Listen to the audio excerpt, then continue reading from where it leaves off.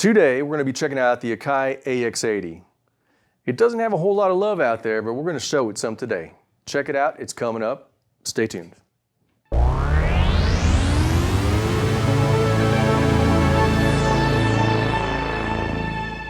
Hi there. I'm Roland Bettis. This is Alamo Music, San Antonio, Texas. Be sure to check us out online at alamomusic.com. Hop on the YouTube channel and subscribe. It's Alamo Music Sound Lab. We've got a lot of great videos and a lot more to come. Great synthesizers, samplers, effects processors, and more. Check it out, subscribe. This is the Akai AX80. I'm a really big fan of Akai stuff. I mean, I've been using their samplers for, oh gosh, decades. From the MPC 60 to the 2000, the 2000 XL, the 4000, 3000. Anything Akai is good Akai, right? Well, what about their synthesizers? This particular one was made in 1984. That was a really awesome year. I remember it very well. And when this keyboard came out, I was just absolutely stunned at the design, at the look of it. It does have that definitive 80s thing going on. It kind of reminds me of a prop in the movie The Terminator a little bit. It's got a really cool graphic design on the top panel, and it's got kind of like a slight bezel right over here towards the back. Overall, it's just a really cool keyboard to have around just to look at, but it does sound really good as well. These are DCO driven, and it does have that Curtis filter built into it. It's got a really unique sound, and for me, the belle of the ball of this keyboard is the resonance on the filter. The resonance on this keyboard gets really squelchy really fast and really gnarly really fast. So, although most of it's kind of like claim to fame is brass and strings, you can really get some synthy kind of textures out of this keyboard. Add an effects processor to it, add a reverb or a delay, and you've got a really awesome setup. Very cool keyboard. It doesn't have too much by the way of the feature set. You've got your typical envelopes, you've got your two DCOs, plus you have a sub oscillator as well that you could drive in on level. It is kind of tedious to edit. It's kind of like an Oberheim Matrix 6. So you'd have to basically go to edit mode and then click on any one of these preset buttons, which are also doubling for parameters for that synthesizer. And then you would click on one of those buttons and use this control wheel to navigate plus or minus.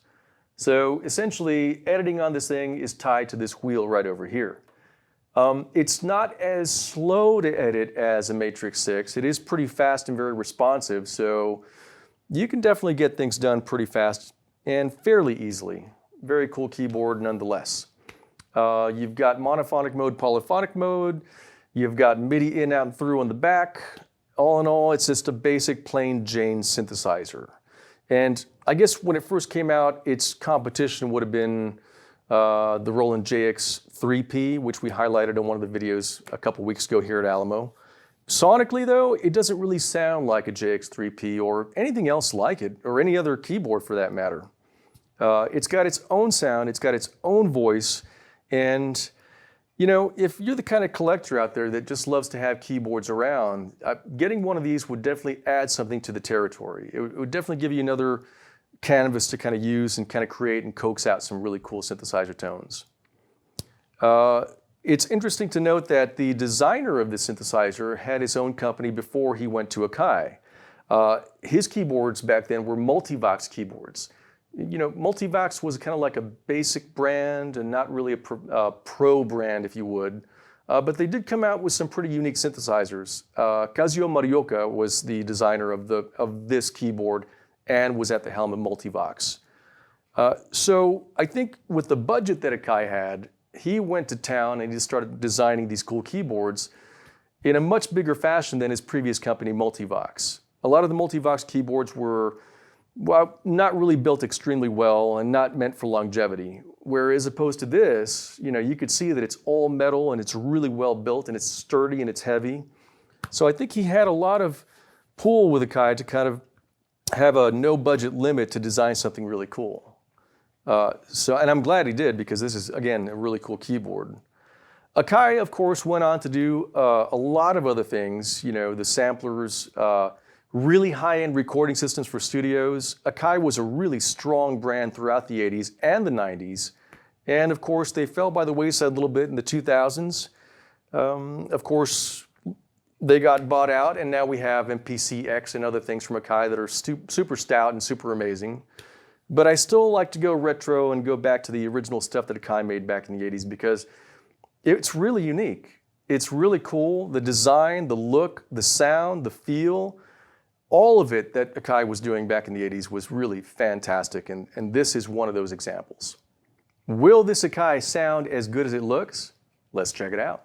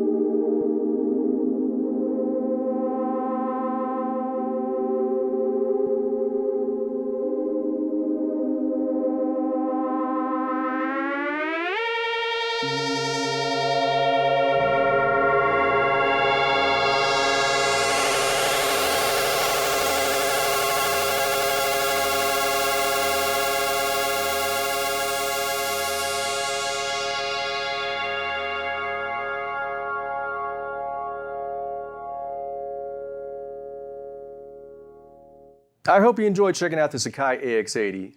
It is a pretty cool synthesizer. It is classic, it is cool, and it definitely has a very cool, unique 80s look. I mean, it's just awesome to have in the studio. It's definitely going to be an eye catcher on stage and in the studio. I think it's worthy of the Akai name, and it's got a great sound as well. Be sure to check us out online. It's alamomusic.com. YouTube channel, subscribe please. It's Alamo Music Sound Lab. We've got a lot of great videos. You know we do. And there's more coming up soon. Thanks for checking it out.